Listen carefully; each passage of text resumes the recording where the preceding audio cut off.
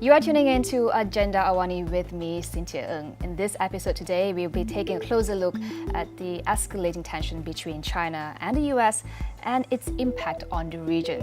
Joining me on the show is Ernest Bower. He is the President and CEO of BowerGroupAsia. Thank you so much, Ernie, for making time to come to Astro AWANI. Long way for you from the US, so thank you. Thank you, Cynthia. Ernie, I think the past few weeks have been pretty intense in terms of global events. We've seen war game exercises, the US sailing through the South China Sea, and then China encircling Taiwan in response to that. I just want to get your take on this. A lot to take in, but what do you make of it? And do you think there's a risk of escalation? There is a risk of escalation, always, but these are pretty normal activities. I think in the context of the current US-China tension, I think there's a lot of attention to things that usually happen. The Americans typically sail through. It's called fawn ops. And the Chinese reaction was a little extreme. But I think it's something we all have to be watching closely. I think companies are now doing war games themselves to understand what they would do in the case of a conflict in Taiwan. And we're seeing really heightened anxieties around Southeast Asia about the US and China sort of hopefully not bumping into each other. Well, they're not bumping into each other yet, but they're certainly butting heads in terms of not just military, but trade, technology. I think for ASEAN countries, it's a rather tricky situation to navigate. A common refrain that we hear is, don't make us choose. We do not want to choose. So do you think that ASEAN as a region, with a lot happening at our backyard, do you think that ASEAN can still stay neutral, or will they eventually have to pick a side? I think ASEAN by nature is neutral. It wants to be neutral. I think ASEAN is the middle of the architecture that's been built in Asia for trade, for security, and I think both the United States and China have an interest in ASEAN remaining neutral. I know the Americans don't want to make ASEAN choose. I'm not sure. I think the Chinese do see Asia as their sort of area of dominance. So I think there is going to be some bumping and some competition, and ASEAN will feel it. But you're right, ASEAN doesn't want to choose, and hopefully it won't have to. I think one interesting angle that's coming out of this is that whether China's growing influence in the region means the US is losing out. Is the Indo-Pacific region just a zero-sum game where one country will come out on top, or is it really that simple? What's at play here? No, it's not that way at all. I think a more sophisticated way to think about it is China's rising. It's becoming a bigger player. I think the real question is what China wants. Yeah. As we've seen since World War II, the Americans don't want to sort of run Southeast Asia or dominate Southeast Asia or Asia itself, but they have been a security presence, and I think a relatively benign one. And the question, I think it's a natural question everyone's asking is, what does China want? What does it want to be? And I think their actions in the South China Sea have raised anxieties among Southeast Asian countries, and quite frankly, globally. How far does China want to go? What does it want to do? I think we'll see a sort of a leveling out of that at some point. I hope without conflict. Okay, now let's talk about the US. It is clear that US has been re-engaging Southeast Asia, Indo-Pacific for economic and geostrategic reasons. But how will smaller Southeast Asian nations benefit from this? And can you help us understand Biden's strategy and where does Southeast Asia fit in there? Yeah. American investment in Southeast Asia is 10 times larger than it is in China, for instance. And it's larger than all U.S. investment in China, Japan, and India combined. So the American engagement, economic engagement in Asia is deep. It's long. It's been over many years. It's not going anywhere. That investment is embedded. So I think that's pretty safe. I don't think that's a zero-sum game. China, we need China to be engaged in Southeast Asia and doing well economically. I think what the Americans and I think most Southeast Asian nations, even no matter what they say publicly, privately will tell you that they just don't want China to try to make the rules and control standards and what's happening in the region. Nobody wants anybody to control that. And I think in the end, Southeast Asia will be the place where China and the United States meet and compete. But I'm hopeful that because of economic prosperity and the upside of cooperation versus the downside of conflict, that we'll have a positive outcome. There's been so much talk about competition between these two powers. I wonder, do you see any areas of cooperation or things that they could complement each other? Yeah, I think there's deep cooperation in business. The United States and China work closely together. American companies have invested deeply in China. And even despite all the headlines, they're not leaving China. Okay. They might be investing in sort of China +1 or +2 or +3. And that's actually good for Southeast Asia. The Chinese also are working in the United States. So economic cooperation between the United States and China at the private sector level is deep. I think the areas where we're having conflict is in some of the higher tech sectors, like semiconductors and other areas. And unfortunately, over the last decade, the Chinese have really drawn down a lot of goodwill with American companies because of how they've treated them in China. So even though it's tough doing business in China, we're still there, and I think we'll continue to grow our presence. What is the conversation among business leaders? You're a keen observer when it comes to business politics in both regions. Yeah. What are they saying? What are these CEOs or managers? What are they telling you? I think they're worried. They're worried about geopolitical risk. This is the U.S.-China conflict and the potential for I mean, no company can move forward without thinking about what would happen if there's a conflict in Taiwan or in the South China Sea. You know, what would that mean to supply chains? What would it mean for their people and markets? And companies are really considering that. So they're also, because of the tension between the two countries, they're de-risking China, which means that they're investing in other places if the U.S.-China relationship, +1. Yeah, the +1, but plus many actually. They are ready to. They will still be able to prosper in Asia if they get their access to the China market cut off.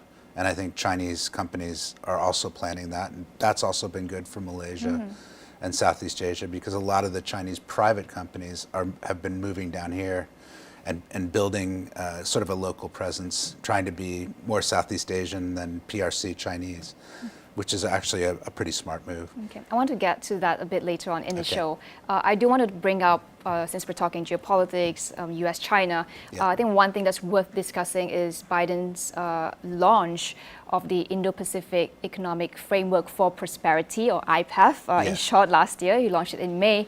Can you elaborate the importance of IPEF and how it fits into the broader U.S. strategy for the region? Yeah.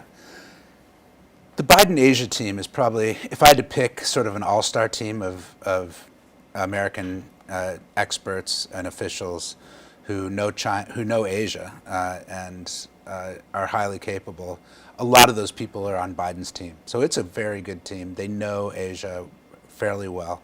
And IPEF is their response to how do you keep economic engagement by the Americans in Asia without being able to have the support of Congress.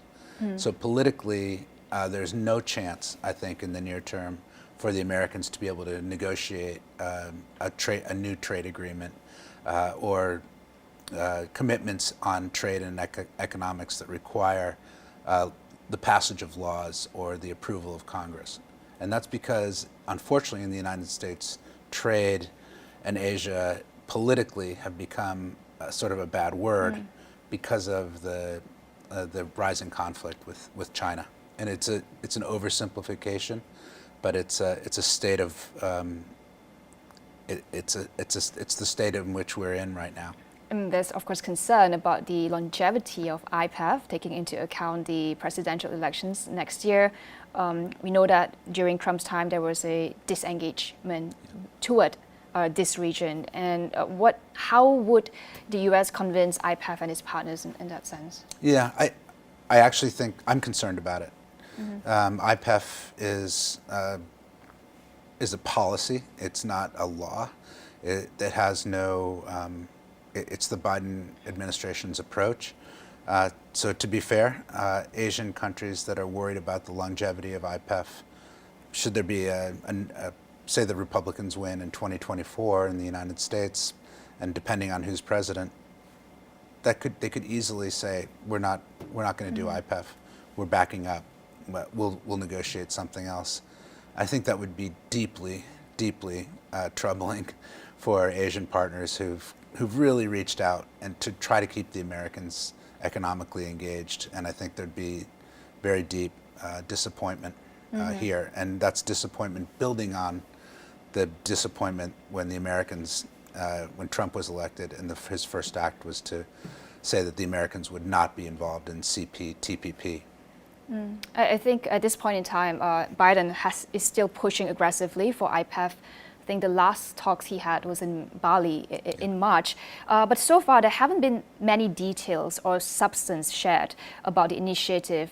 Would you happen to be able to share with us about the timeline or scope, and as well as exclusivity of IPEF?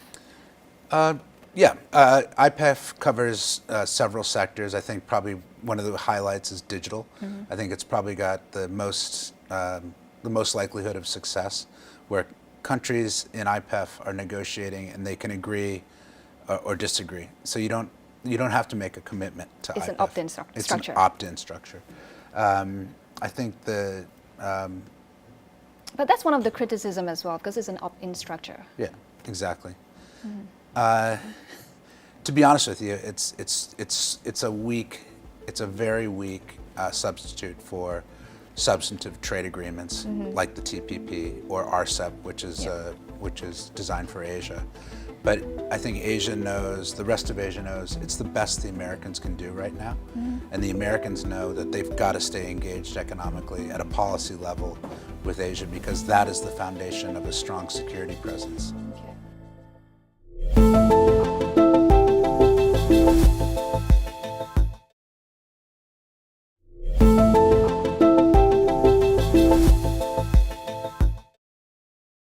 Now, you mentioned that it's weak compared to the CPTPP and the RCEP, of course. Particularly CPTPP gives much more access in terms of trading space beyond Asia. Yes. We're talking about places like Canada, Chile, Mexico. How do you think that this IPEF will move forward in the future, and how do you strengthen it? Honestly, I think IPEF is sort of a precursor. It's a holding place for the Americans to eventually enter into CPTPP. Okay. So at some point, the U.S. private sector and more rational minds in Washington are going to do the calculus correctly and understand that economic engagement in Asia is vital for American national security. I don't know when that will happen, but that would be the most successful outcome for IPEF. In the meantime, best case scenario, we agree, we all opt in on areas where we can cooperate. I think digital engagement is probably the highest likelihood for engagement, and opt in by the most countries. So we'll see. We'll see how it goes. One of the interesting points that we're when we talk about IPEF is, of course, there's this comparison with the other trade deals, and how it offers maybe less economically to countries. I know you mentioned opt-in structure, and then you have certain pillars, but how do you convince the partners to come in? And India already has said, I'm going to opt out trade. So what is that argument to have then, to convince players to be part of it?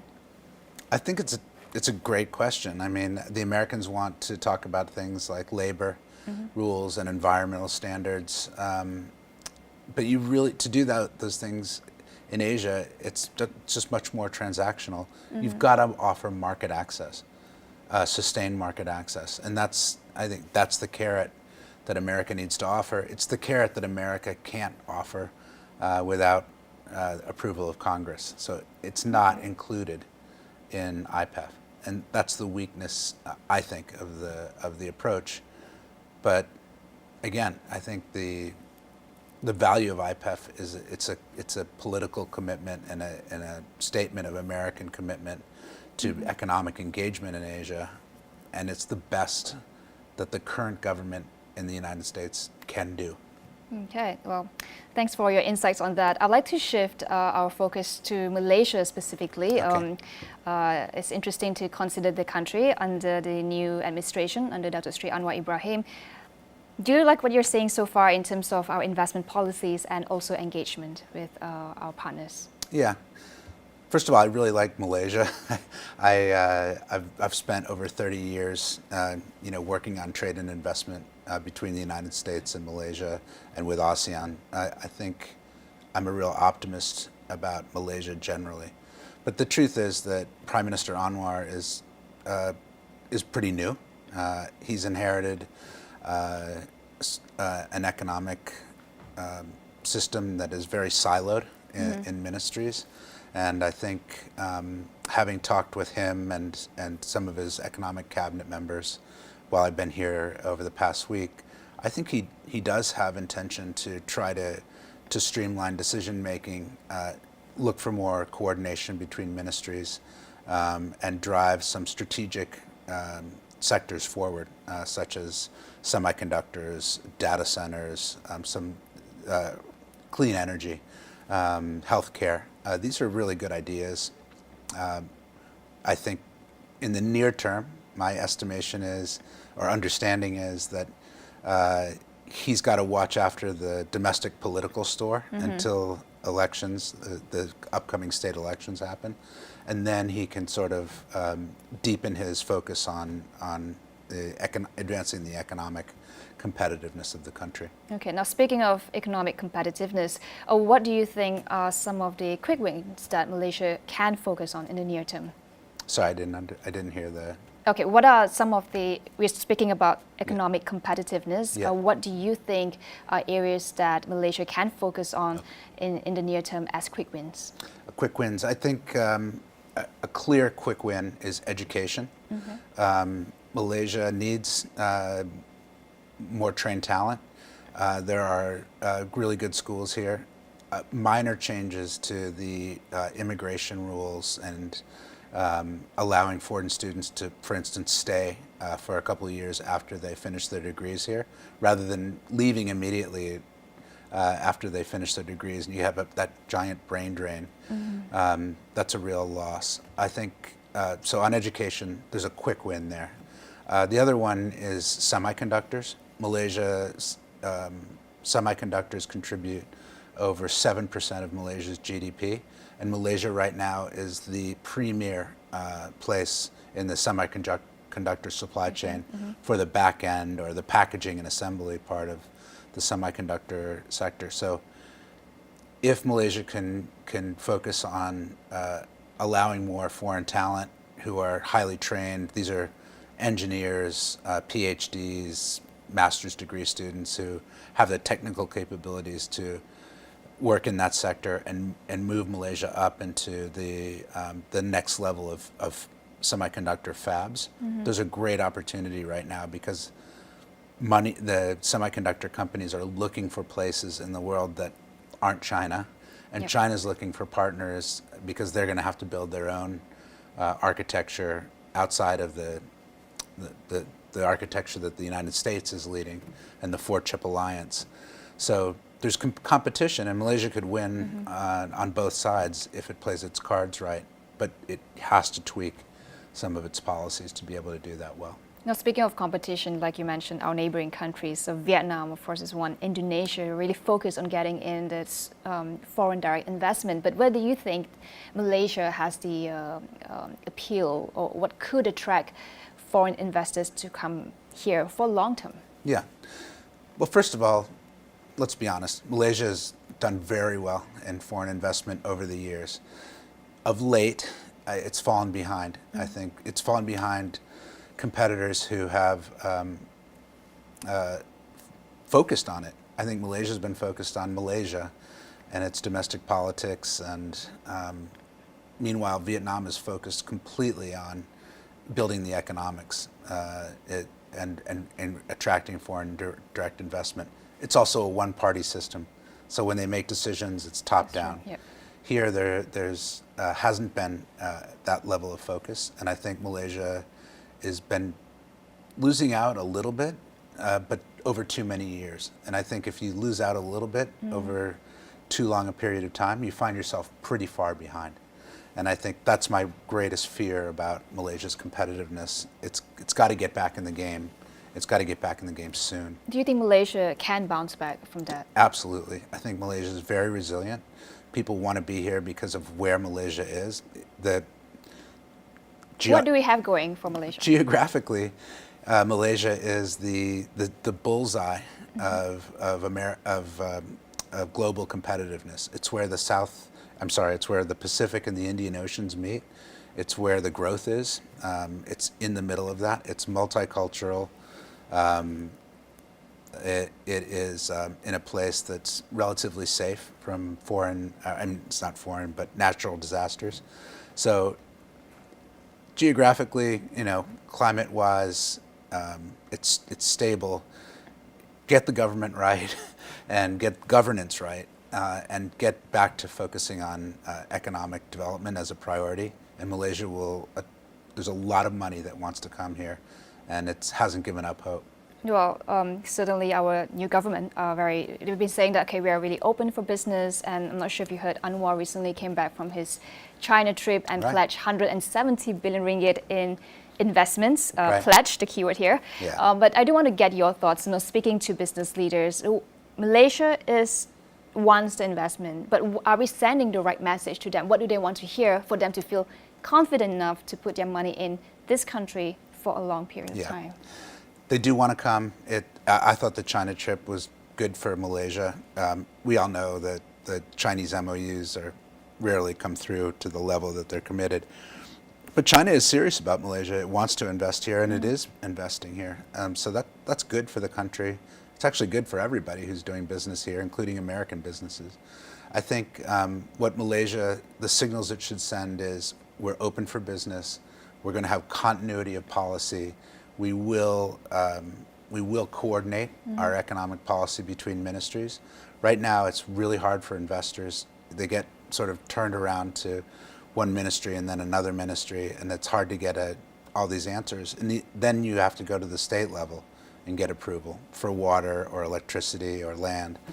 So I think it's unnecessarily complex in Malaysia right now, and it wouldn't take much to sort of get a more coordinated approach, and that would be very successful. Well, just one final question, Ernie. What do you think would be some of the key challenges that our new administration will face in the near term, state elections aside? What are some of the key things that need to work on? Yeah, I think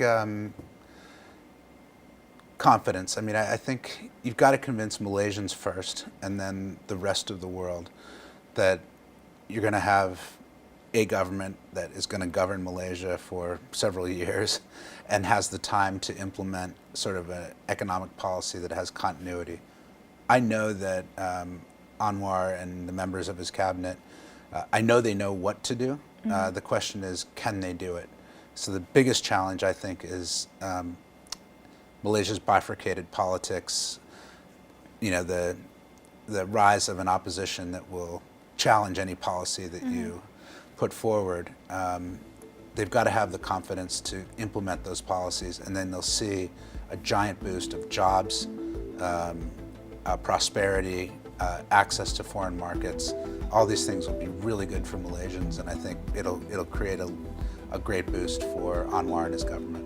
All right. Well, thank you so much, Ernie, for sharing your thoughts. Appreciate it. Thanks Thank you for so having much. me. I appreciate that.